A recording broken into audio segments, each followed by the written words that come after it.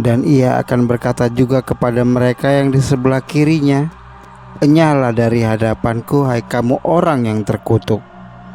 Enyahlah ke dalam api yang kekal, yang telah sedia untuk iblis dan malaikat-malaikatnya." Neraka dipersiapkan untuk iblis dan malaikat-malaikatnya karena dosa, dan mereka ingin menarik manusia. Orang bukannya tidak takut sama neraka, mereka belum tahu kebenarannya. Yohanes menuliskan penglihatannya, dan setiap orang yang tidak ditemukan namanya tertulis di dalam kitab kehidupan itu, ia dilemparkan ke dalam lautan api. Dan janganlah kamu takut kepada mereka yang dapat membunuh tubuh, tetapi yang tidak berkuasa membunuh jiwa. Takutlah terutama kepada Dia yang berkuasa membinasakan baik jiwa maupun tubuh di dalam neraka. Beberapa orang mungkin tidak percaya akan adanya neraka, padahal Allah menjelaskan dengan sangat jelas.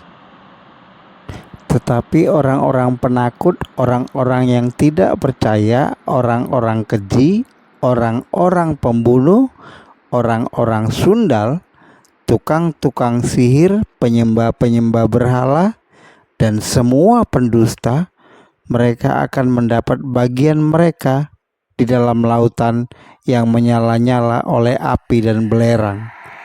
Inilah kematian yang kedua. Sebenarnya Yesus berbicara lebih banyak tentang neraka dibandingkan siapapun di dalam Alkitab. Kepada mereka yang belum diselamatkan, Dia akan berkata, "Enyahlah dariku, kamu yang terkutuk, ke dalam api yang kekal yang disediakan bagi iblis dan malaikat-malaikatnya." Firman tadi jelas mengatakan, jadi lautan api sudah ada sejak iblis dilempar dari surga. Dari firman ini jelas sekali, dari semula neraka dibuat untuk iblis yang memberontak. Tapi mereka ingin menarik manusia sebanyak-banyaknya untuk ikut mereka. Mereka akan disiksa selamanya. Banyak yang berpendapat bahwa lautan api itu simbolis dan tidak boleh diartikan secara harafiah. Sebenarnya mereka yang mengatakan itu karena mereka sebenarnya tidak paham Alkitab. Dengan demikian sudah mati rohani, tidak bisa menerima kebenaran apapun yang disampaikan, tidak akan diterima. Ini tipe orang yang Yesus sampaikan ditentukan untuk binasa. Selama aku bersama mereka, aku memelihara mereka dalam namamu, yaitu namamu yang telah engkau berikan kepadaku. Aku telah menjaga mereka dan tidak ada seorang pun dari mereka yang binasa, selain daripada dia yang telah ditentukan untuk binasa, supaya genaplah yang tertulis dalam kitab suci. Roh-roh jahat sadar sepenuhnya akan penghakiman yang menanti mereka karena ketidaktaatan mereka. Peristiwa berikut dituliskan oleh Markus dan Matius. Perhatikan bagaimana setan mengungkapkan ketakutannya begitu bertemu sama Yesus, walaupun Yesus tidak mengatakan apa-apa. Setibanya di seberang, yaitu di daerah orang Gadara, datanglah dari pekuburan dua orang yang kerasukan setan menemui Yesus. Mereka sangat berbahaya, sehingga tidak seorang pun yang berani melalui jalan itu. Dan mereka itu pun berteriak, katanya, "Apa urusanmu dengan kami, hai anak Allah? Adakah engkau kemari untuk menyiksa kami sebelum waktunya?" Tidak jauh dari mereka itu sejumlah besar babi sedang mencari makan. Maka setan-setan itu meminta kepadanya, katanya, "Jika engkau mengusir kami, suruhlah kami pindah ke dalam kawanan babi itu." Yesus berkata kepada mereka, "Pergilah." Lalu keluarlah mereka dan masuk ke dalam babi-babi itu. Maka terjunlah seluruh kawanan babi itu dari tepi jurang ke dalam danau dan mati di dalam air. Matius dan Markus menulis tulisan yang hampir sama tentang peristiwa itu. Iblis tahu penghukuman mereka akan datang waktunya.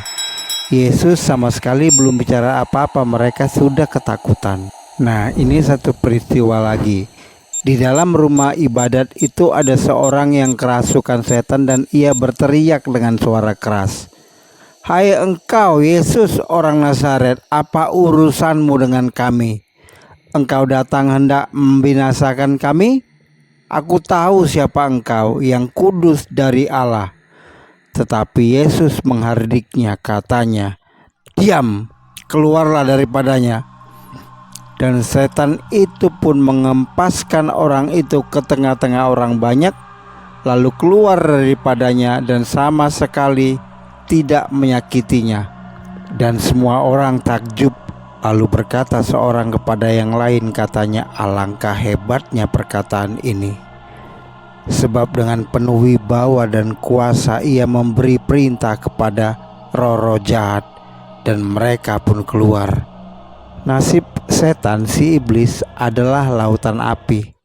Iblis tidak bisa bertobat. Itulah kenapa Yesus menyampaikan firman ini.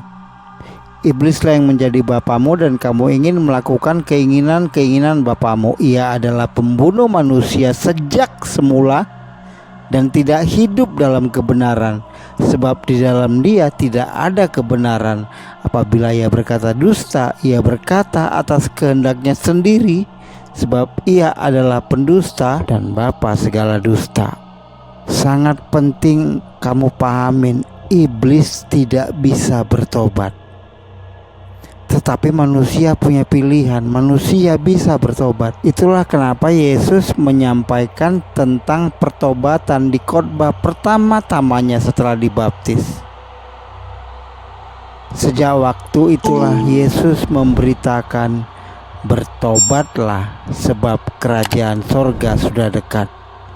Hati-hati kalau kamu tidak bisa juga bertobat, karena Yesus menyampaikan firman ini, "Selama aku bersama mereka, aku memelihara mereka dalam namamu, yaitu namamu yang telah engkau berikan kepadaku.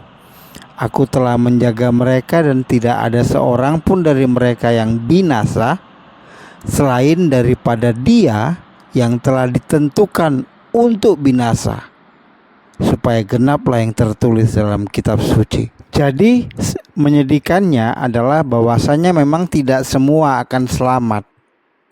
Seperti 12 murid Yesus, Yudas Iskariot sudah ditentukan untuk binasa.